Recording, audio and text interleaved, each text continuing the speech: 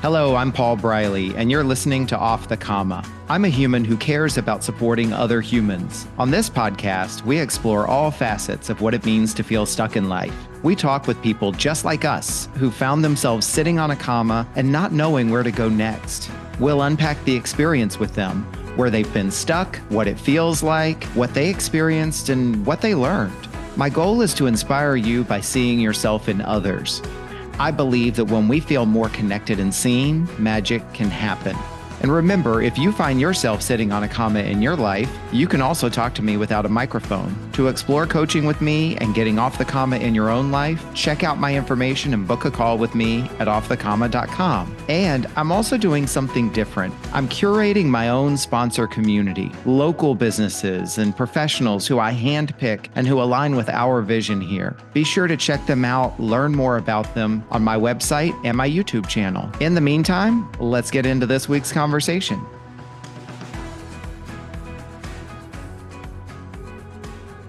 Welcome back to another episode of Off the Comma, and we are going strong. We are now officially in our second full year of production, which is pretty exciting, and just continue to talk to some really amazing people. And this week is no exception because we are talking to my friend and colleague, Katie Kanowsky, today, and she and I have started working together a little bit in the coaching circles over the past year, and just recently started to get to know each other a lot more as friends and humans, and just it was just so fun getting to know Katie and hear some of her stories and so forth. But I don't know what story she's going to be sharing with us today, so that's important. And I also need to stop talking and hand it over to Katie. So Katie, welcome. I'm really looking forward to today's conversation. And tell us, how would you like to be known and what would you like people to know about you? Yeah, well, I'm excited about this and getting to see. This is my first podcast I've been on ever. So thank you for inviting me. Welcome. I would say the three adjectives that describe me best would be inspirational, nurturing, and then loosely strategic. I had to add the loosely because it's kind of a see how it all opens up, but always looking for a way to make my visions and the things that make me come alive actually come into fruition. And so the inspiration piece really in that, for myself, it's the thing that I have to do every day. I need to be inspired. If I'm not inspired, I feel like I'm dying a little bit, just a little. And then something about that energy inspires others, right? What I say, what I do, the choices I make tend to be inspirational for others. And then nurturing I wanted to say something around like I'm mothering.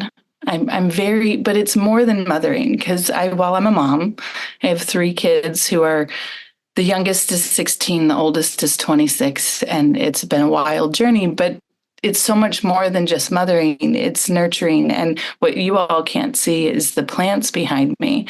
But I find that as my children have grown, I've needed other things to nurture, right? Because they need less and less nurturing for me as they get older. And so I've gone to plants and people and really nurturing the growth that others are inspired to take, and then doing it with enough strategy to be effective and efficient. And I will reinforce that. Like I can see these plants behind you, and they're just all so healthy and abundant, and they all look happy. And it strikes me, it's like there seems to be, this is just me. So now and ongoing through the podcast, if I reflect something or say something that doesn't land, then by all means correct me. But I'm sensing like a level of stewardship there. Yeah. I would say if I'm a steward of anything, it's a steward of life. It's, when it all boils down, I trust life, and I know that life will continue on, and with just a little support, it can really flourish. And so, yeah, a steward of life in all the forms that come to me for nurturing. Nice. Oh my gosh. I'm feeling that right now. That's awesome. So, Katie, this is beautiful. And tell us, what else would you like folks to know about you? Well, I have done everything outside of the normal timeline. I've not conformed to the standard expectations. Some, and I've definitely attempted to conform to societal expectations, but I was very unsuccessful because when I did conform, like I got the marriage, the house, the 2.2 kids, dog, all the things, the career. And it was so empty, right? It's Mm. like it didn't fulfill me. And ever since then I've realized that, oh well, no, I really have to go with how it feels to me. And so much of what I've done in life has been based on what I feel like doing, Mm. to my detriment and also to my glory, I suppose. So I became a mom at I got pregnant at 15, became a mom at 16, definitely outside of the realm of what is Mm. expected and yeah, accepted either. And so kind of living against the grain a lot Mm. and going, my dad said to me, well, what about school? I had never thought about college. I had never thought about my career. Like I was really in the moment as a child. I experienced a lot of both like outright trauma, but also some of that more complex over many, many years of just kind of closing down and pulling in. And so when like I wasn't thinking about my future. I wasn't. And so when I got pregnant, there was nothing else that I could have imagined having than a baby. Right. And I didn't know what all of that meant. But it was this my dad said, what about school? I'm like, I don't know. Like, I guess I'll do it later. And I didn't know. I didn't have a plan, but life seems to have a plan is that I have done all of the things that your typical 40 some odd person has done. I've just done it in a backwards way. Mm. And I think that that really came to my benefit.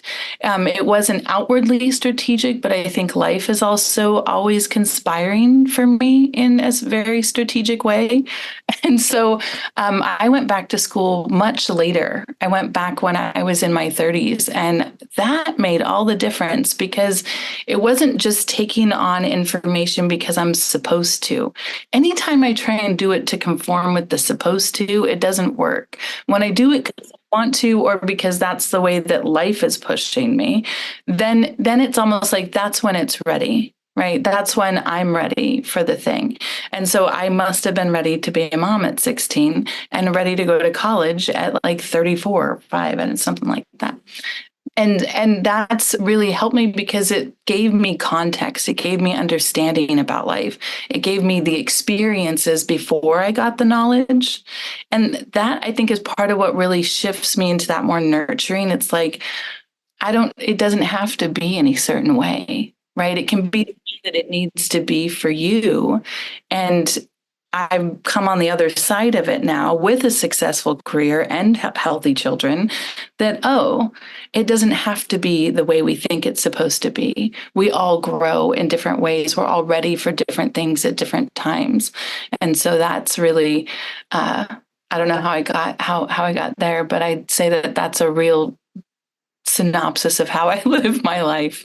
I hear that. And it seems like that was an important part of your story to kind of frame who is Katie. And I also honor the fact that you own that, right? Like that's yours. You own that. You're not asking for anything from anyone. And what a reframe, whatever we want to call it, with our coaching words of just like extracting your own meaning from your own experience.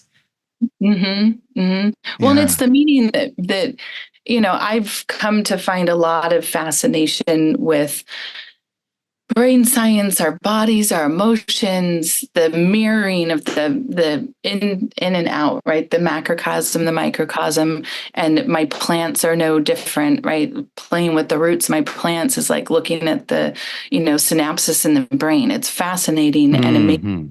They do. And so in that, watching that when we do it that way, where it goes with what's I guess on some it'd be like the Montessori way or like a Waldorf education type of way, where when the child is ready, then Mm. you know what it's ready to progress to, right? Like the plants, some of them need different things. And if I'm paying attention, that's why they survive, right? Because I'm like, oh, you need more than that one. Let me give you more, or you're ready for structure, but this one isn't. And that if we approach everything in that more individualized way, which is difficult, don't get me wrong, it takes attention, but in that way, it works so much better. Mm. We all then can have the opportunity to reach our own potential, because instead of trying to fit the mold of what we think every human should do, it's more of the, well, what are you ready for? Mm. Parenting has been fun because it's like the nonstop opportunity to be looking for what this each one needs and meet. And they're all very different, just like people. Yeah. Well, and you seem to be attuned to that, which really kind of ties back into what you said about being a nurturer, right? Like being attuned to what different people or different things need, right? So let's get into your well, we're already into your story. Let's get into the questions a little bit here as well. Before we get into the 5 questions, one question I always like to ask is, as you look ahead to the conversation we've already started, you've already been sharing some really powerful things. As you look forward to the conversation ahead, what would be your intention for yourself for our time together? I guess really for me to be able to see my story in a new perspective. When we share things, they come out differently. And I only learned about being on a comma from you. And so I'm curious what I've not told a comma story. And so I'm curious about how it'll all unfold. Nice. My intention is to support you in that, to create the space for you to explore your story and kind of see what comes out. And also, as with every guest, my intention is that when you tell your story, someone else out there will see a little bit of themselves in that story. And in doing so, they will feel a little bit more connected and a little bit less alone. And in the best of cases, maybe even a little bit inspired or empowered to do something that they've been wanting to do. Well, let's jump in with the first question. So, Katie, where have you found yourself sitting on a comma in your life? Oh, there are many, many commas, but the comma that I realized I haven't thought about much lately is the comma when I had to make a choice between momming and working. And there Mm. was my son, well, let's just say we've got a very neurospicy family. We have a lot of unique nervous systems in our home. And my son really puts the exclamation point on that for our household. And he, being that he had a lot of needs that were out of the common realm of needs, and he had a lot of emotions, like he's highly sensitive and doesn't like being told what to do. And I was a pastry chef, and my hours were from 4 a.m. to noon. And it gave me the opportunity to be home with the kid in the afternoon. And so that was wonderful, except that it meant that my kids were getting themselves ready in the morning. And that became more and more challenging as my son got older. And he just started fighting his sisters. And my middle daughter was the one that had to get them up and go to school. And because my older daughter was I think in high school or middle school at that point and had to leave earlier. And so it left I guess that would make her like 11, getting my 6-year-old ready for school. And it was not going well. And he had a meltdown one evening after a horrible day. He bit his sister, and the day just cascaded. And the explosion was monumental between him and I that night. And I ended up removing all of his toys that day from his room, which I would do things a little differently looking back. But this moment where it's like he was the kind of kid that woke up and remembered what happened the night before, and the mood continued. It wasn't like he woke up refreshed with a new day. No, no, no. And so I was having to decide. I had already gone to coaching school, but I didn't have any plan to like start my business or jump out and I wasn't planning to do that. But I sat and had to choose whether I went to my job the next day or I called in and stayed with the kids because I couldn't imagine my daughter having to wrangle him the next day. And that was really hard because I was a single mom, right? Like I could have rode that job as long, like I could have kept doing it for a really long time and just let the coaching be like a side thing that I, kind of did and grew, but nothing focused. But when I sat and thought, what am I going to do tomorrow? I couldn't imagine choosing work over my kids.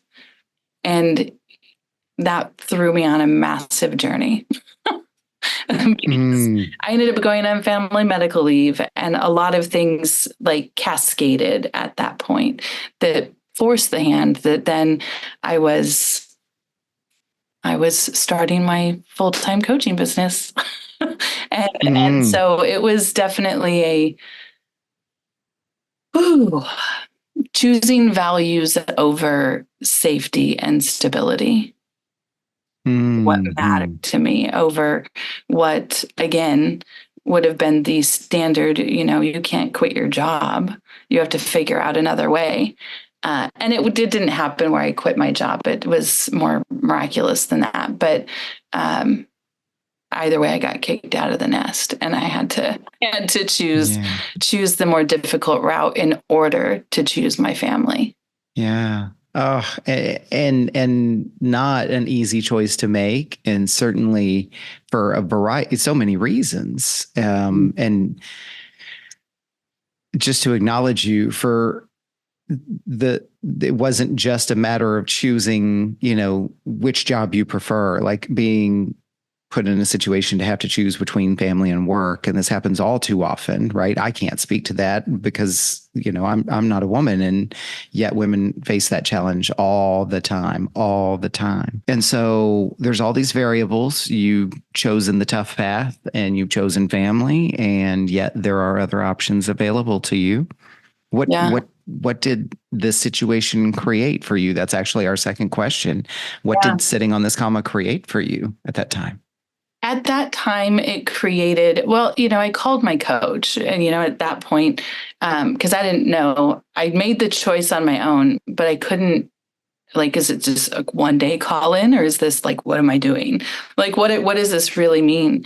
And having someone reflect those questions and ask me what I really wanted and what really mattered to me, made it into, I took it happened September 11th of 2014. And I was on family medical leave until mid-December. And then they brought me back for like a part-time. And there was a lot of fighting with HR and like, trying not to give me what I wanted, but give me like 2 hours a day. It was really annoying. And it put me to a place of kind of being on my knees and saying, I don't care anymore how this turns out. I just need to stop being in this fight. And what I've found over and over in my life is surrender is the most magical place to be. It is hard to get there though, right? Because even when we don't think we're trying to control things, on some level, we have an outcome that we want specifically, or some way we're trying to manipulate the situation. So it's actually quite difficult to just let it go. And when I let it go, what it ended up doing, I said, I don't care what the outcome is, quite literally. I don't care. I just want an outcome. Whatever is in the highest and greatest good of all is what I want. And the next day I went in, and HR came in and told me that they were giving me my hours. And then that was on a Friday. And then on the next Tuesday, because we had a holiday, they came in and told us that they were closing the bakery. And so because in that surrender moment, I got the intuitive hit, the response of, you know what you're supposed to do. Quit your job. You've been told to quit your job like 50 times. Quit your job. And I said, no, no. I'm not only rebellious towards my parents, I'm also rebellious towards any divine order I disagree with. And I do believe this is a co-creative partnership that we have with life. And so I'm like, no. Can I jump in for just a second? But you continue to reinforce this point that I discover, and that so many people share on here, is that, you know, when you are able to hear those intuitive hits, and when you do get those messages from deep within inside, or from the universe, or from God, or whatever faith you practice, right? From wherever those messages come from, those messages aren't always easy or simple, or like, they are not usually. Yeah. So it's like, you know, I think this is just me inserting myself a little bit, but I think that's why we tend to ignore them for so long. It's like, when we first get it, it's like, ooh, that feels right, but there's no way in hell that's going to happen. And it's like, yeah, it's going to happen. Yeah. Well, and that was, it had become firmer and firmer as I would contemplate on it, but I was a single mom of 3 kids. Like, I'm not going to quit my job. What do you like? No. You know, I think this is important. If I may, tell us more about that, because I think we're all sitting here, we make assumptions because we see this all the time, right? So we make assumptions that when you say I was a single mom and you're talking about the prospect of quitting your job, that we just automatically know what that means. You tell us, would you please tell us from your perspective what that really meant for you, being a single mom and faced with making this decision? Yeah. Well, I don't have a backup. I don't have, if I'm not paying the rent, no one's paying the rent. If I'm not making an income, I can't actually care for my kids. So it's almost, what's difficult is it puts you in this position of like, I need to care for my kids, but by caring for them this way, I can't care for them this way. And so needing to be able to meet all of their needs as a single person is, talk about gymnastics and twisting yourself into a pretzel, you know, and then having multiple who all have very different needs. Yeah. And being the only one to meet them. It strikes me too, like there was just a little bit of a leap back, right? Because we were having that conversation about you being a nurturer and being able to read the signs and know the differences and so forth. And we're seeing that manifested in your story, right?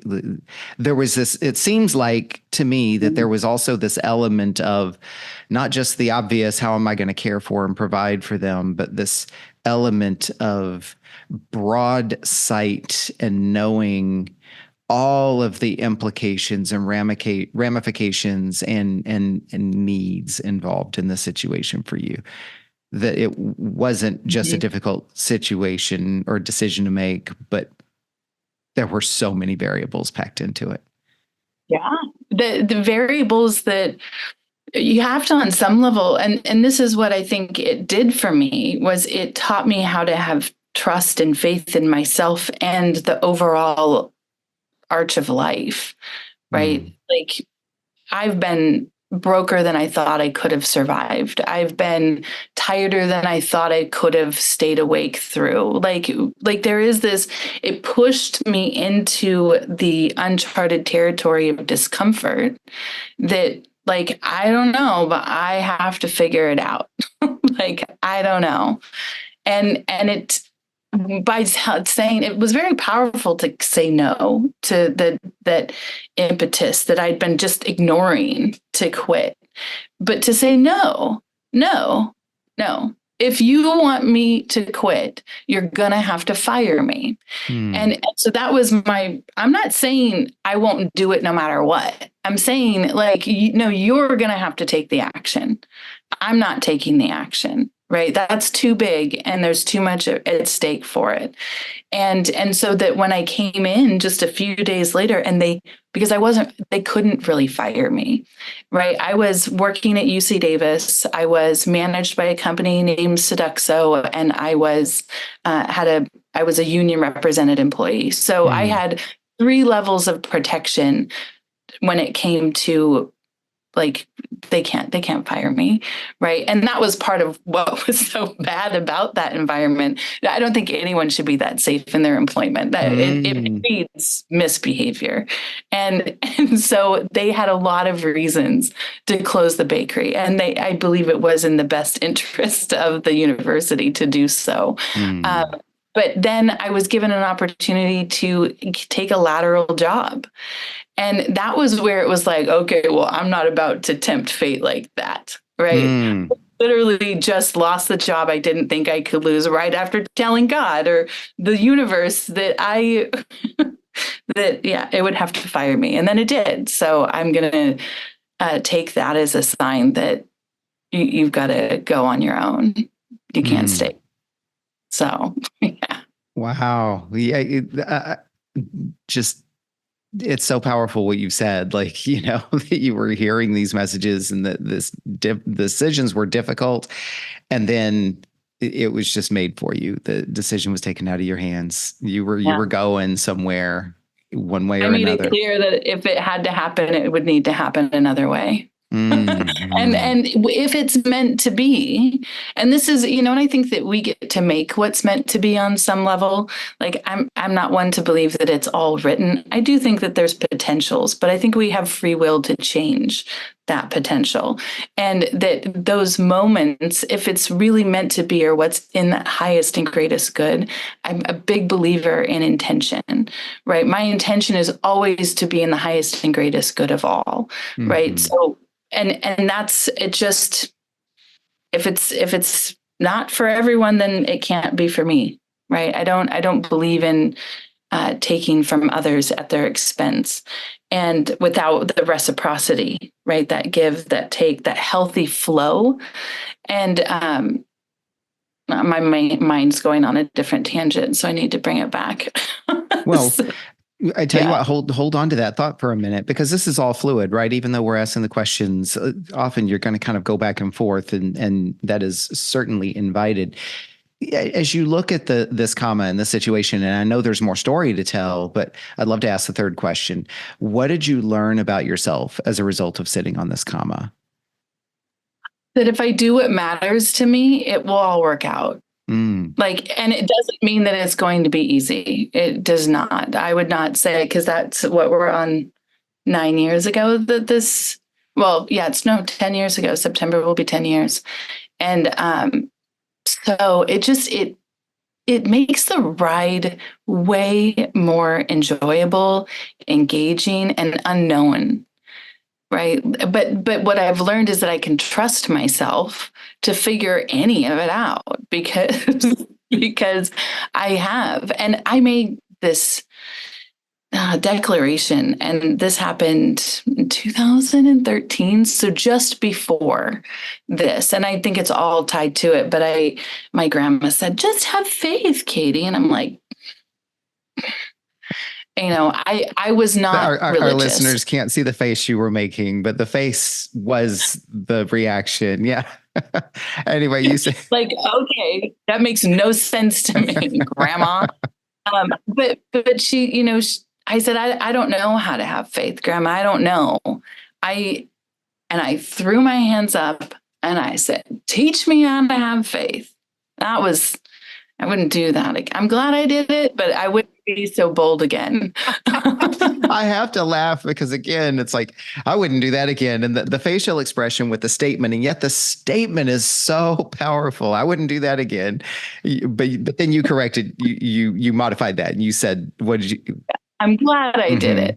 I'm very glad that I did it, but it was like learning to have faith in yourself and life. What it meant was having everything that gave me safety and stability stripped away. To then be like, oh, so I can lose everything. I mean, I didn't lose everything, but I lost like 90, but I just didn't lose my place to live. I lost everything else. And in that, you know, you can lose everything, and I'm such a better person for it. I have a deeper understanding. I trust that it will all work out. So that's what I really got from it, is the trust that, no, it'll be hard, but it'll be good. Mm.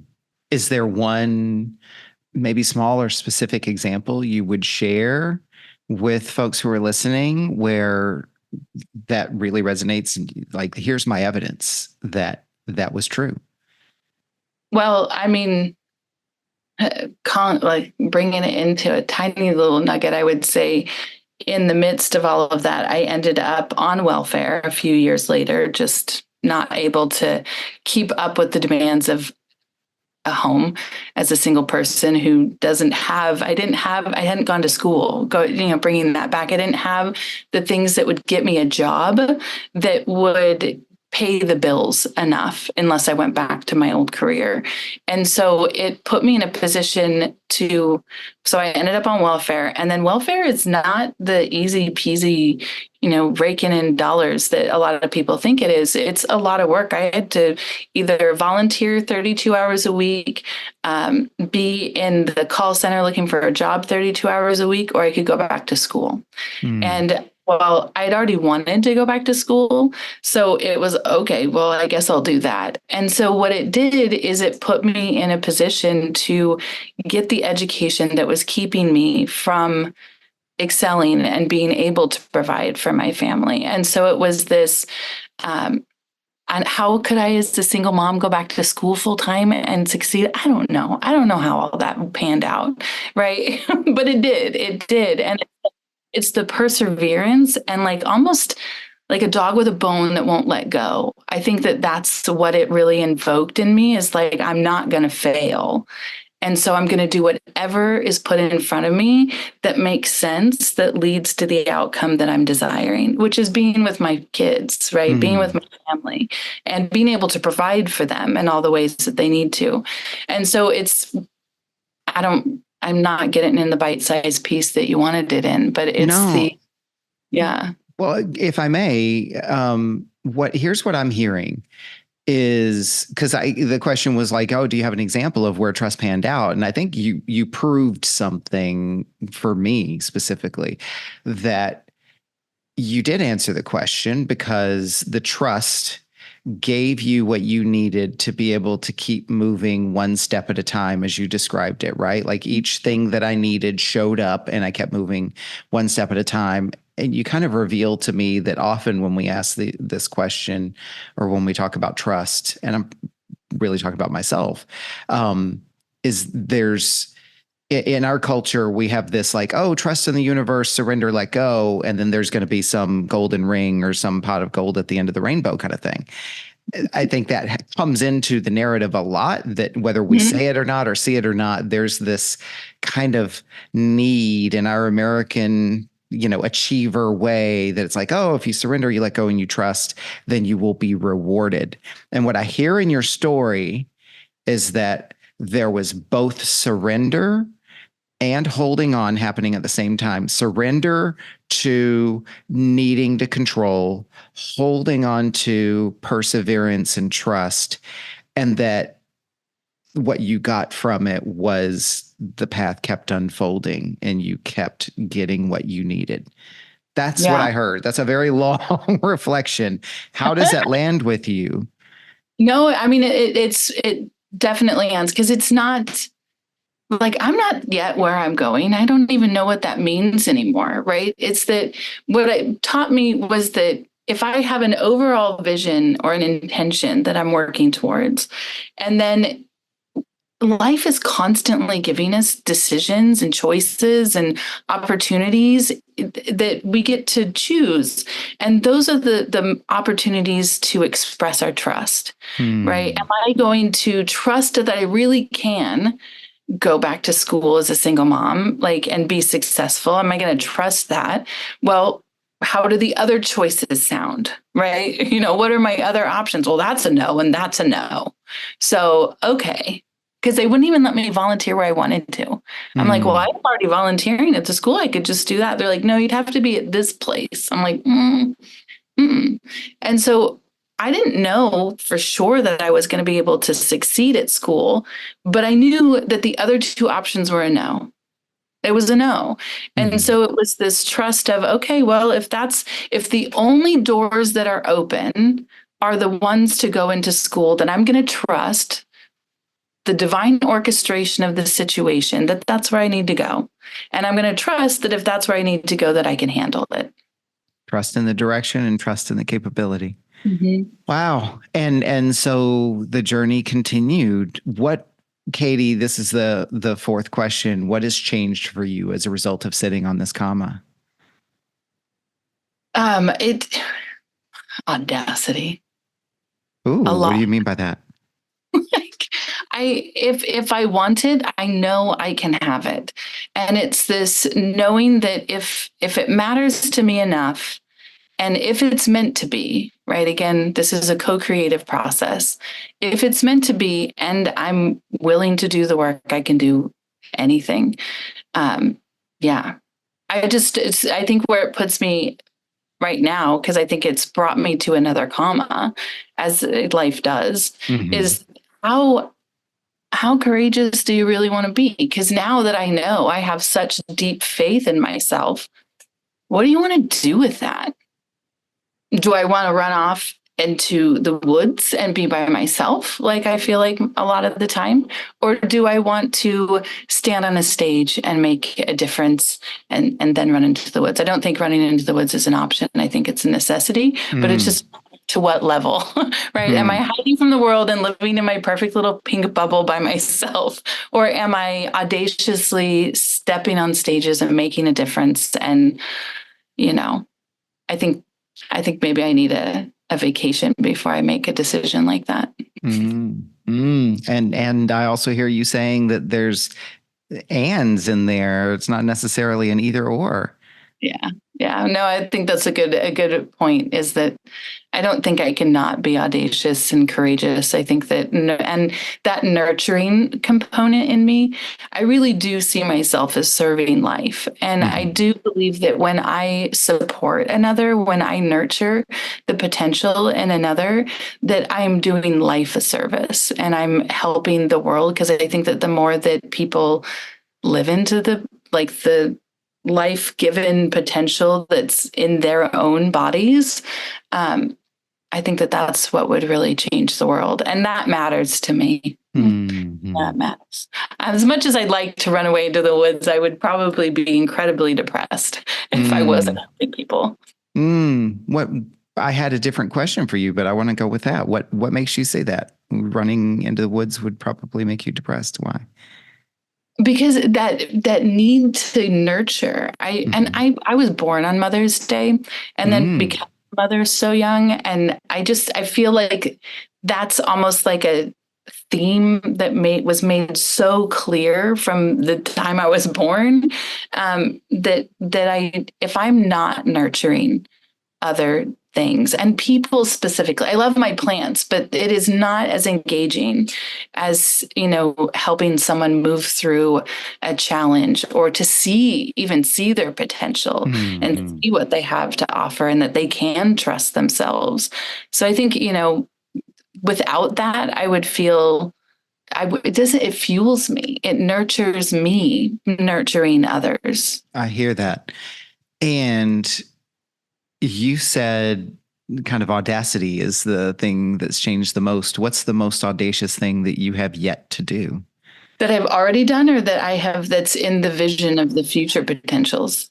Yeah. Let me ask the question. What's the most audacious thing that you still want to do? Mm. Um, it's interesting because one it would be creating a sustainable social emotional support system in public education systems. I don't know Mm. that my brain wants to go. I don't know that I want to go that structural, but maybe it'll happen through networks and connections and opportunities. But I would say the most audacious would be to buy a plot of land and create a retreat center where I get to do all the work that I love and be away in the woods in a sanctuary that I would love to take a retreat at. And yeah, so that would be the most audacious. And I think that I would probably be doing both on some level. I may not be able to create the whole system, but I can make an impact. Well, call me crazy, but it sounds like running into the woods isn't necessarily just about escape. It might be about research. I just need to be in the woods, I think, is what's happening. Maybe running into the woods is a site visit. I don't Yeah. know. Yeah, because you literally brought the woods back into your story. That's really amazing. Yeah. Nice. Katie, last question. What does getting off the comma look like for you? Getting off the comma looks like taking one step in the direction of something that makes me feel like I'm coming alive. Mm.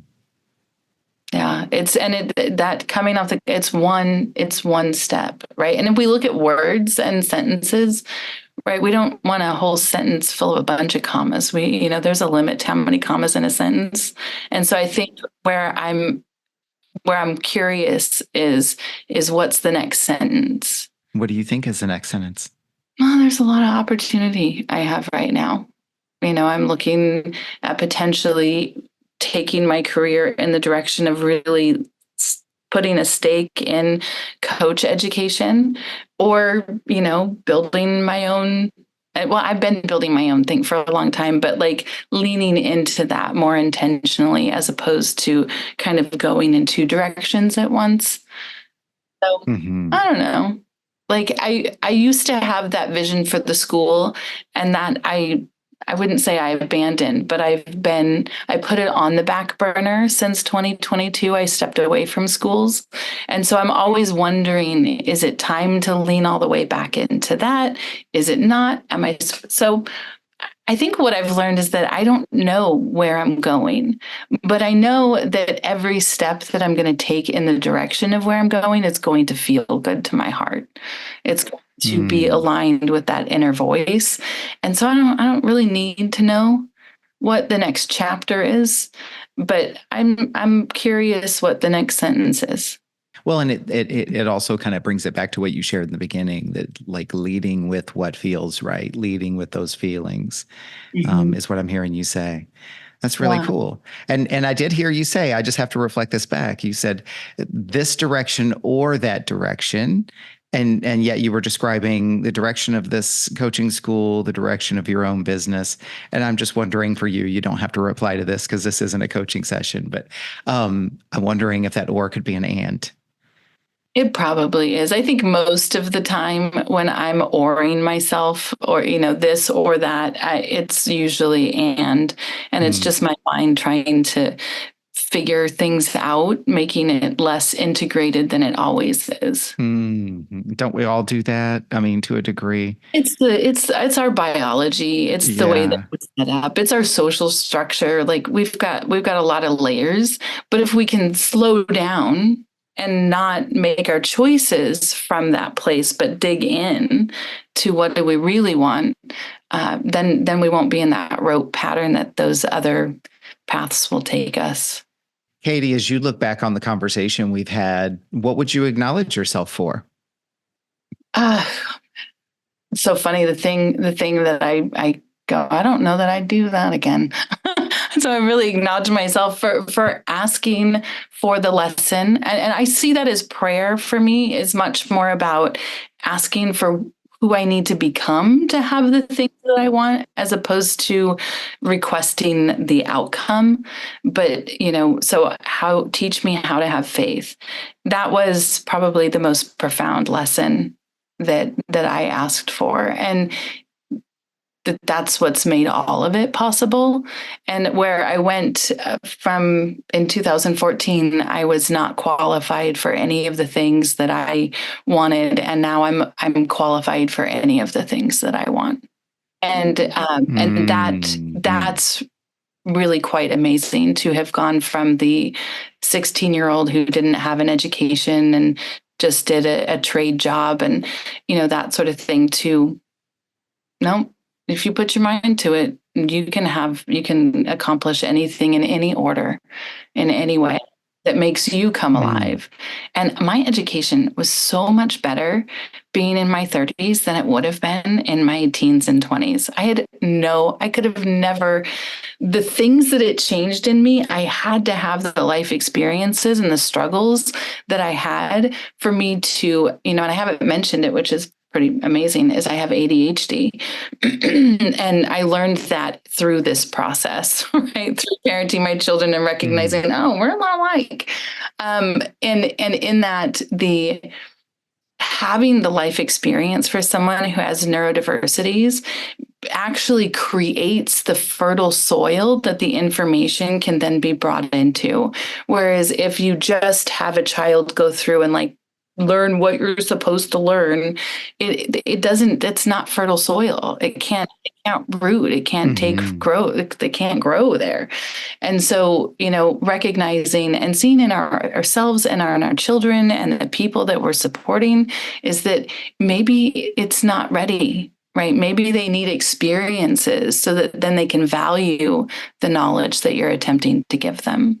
Well, and as a training and development professional, and even just from my own experience, like some of us really need some context and some practical application, right? Like that's great to read it and study it and read it and study it, but to understand it means I've got to put my hands on it, or I've got to be able to go and apply it to something in my own life. So I really appreciate how you have acknowledged that for yourself, and that there's just more than one way to do things, right? And some people need something different than other people. Again, back to this ability of yours to be able to identify, who has what needs is really amazing. Yeah. And making the growth process like more comfortable. It doesn't have to be hard. And I mean, it will be challenging. It will be uncomfortable, but it doesn't have to be painful. It doesn't have to be hard when you can let go of all the things that are making it feel that way. Well, and in that, what I'm hearing you say is it can be hard enough. We don't need to make it harder than it needs to be. Right? Yeah, exactly. Katie, how could people find you? I'm going to put all this information in the links in the show notes, but if people wanted to learn more about you, see what you're up to, or maybe even reach out to you and try to connect with you, where could they do that? Yeah. My website, there's a place where you can get a free coaching session if you want to experience that and get a little nurturing. I spend a lot of time, probably too much on Instagram, sharing amazing content. And so if you're looking for inspiration and some nurturing, hanging out on my stories is a place to be because it's nurturing me. So I'm sharing it with others. I have a lot of information and videos from the past on Facebook that if you need some inspiration, that's a good place to go is look at those old lives. Yeah. Okay. Nice. And one last thing before we wrap up is we do this in every episode because I feel like it's important for two reasons. This section is called acknowledgements. And one, it's part of your story. And two, it's part of what we stand for here as a community, which is sharing stories and lifting people up and giving voices to others. And so as part of this section, this is an opportunity for you to give voice to others. So whether that might be causes or organizations or maybe other creators or just individuals in your life, who would you like to take a second and boost and give a voice to? Who would you like to acknowledge? Well, human services, I would say, just in it'll make me teary-eyed. They do attempt to support you. I was able to receive trauma therapy, school, like they did so much to help me bridge the gaps that I came in with. So big shout out to them. And then I would say I'm going to do three. So Sacramento City College, it is, if you're in the area, it is an amazing place with amazing resources and teachers. Ooh, they really touched me. And then I would just say, this is powerful. The place that I hang out and really have found a group of people who accept me and love me as I am and embrace the strengths that I bring to the table is ICF Sacramento, which is my coaching community. And if anyone knows coaches, they're the best people to hang out with. And so ICF has really given me a new start to healthy friendships and healthy relationships, both professionally and personally. Thank you for sharing that. And of course, all of those links are going to be in the show notes. And I invite and encourage folks to go and not only check out Katie's information, but also these organizations that she's listed and supported. And in the meantime, you and I will be talking more on an ongoing basis. But thank you for coming here today and sharing this story, these stories, and allowing us to get a glimpse into your life and some of the challenges that you've overcome. It's just so rewarding. I think it will inspire other people. Thank you. Yeah, I feel inspired. It's not the story I expected to tell, but that's what's beautiful about it. Nice. Katie, have a wonderful rest of your week. Yeah, you too. Thanks, Paul. Bye, everybody. What an honor it is for me to witness these powerful stories. I hope you feel the same way too. Think about what you learned from this conversation. What stood out for you? What challenged you? What inspired you? And I encourage you to write it down in some form of journaling and reflection. Surprises can reveal themselves to you when you do this. And if you were moved by today's conversation, pass it along to someone you care about. Let's spread the word. Let's continue to build connection.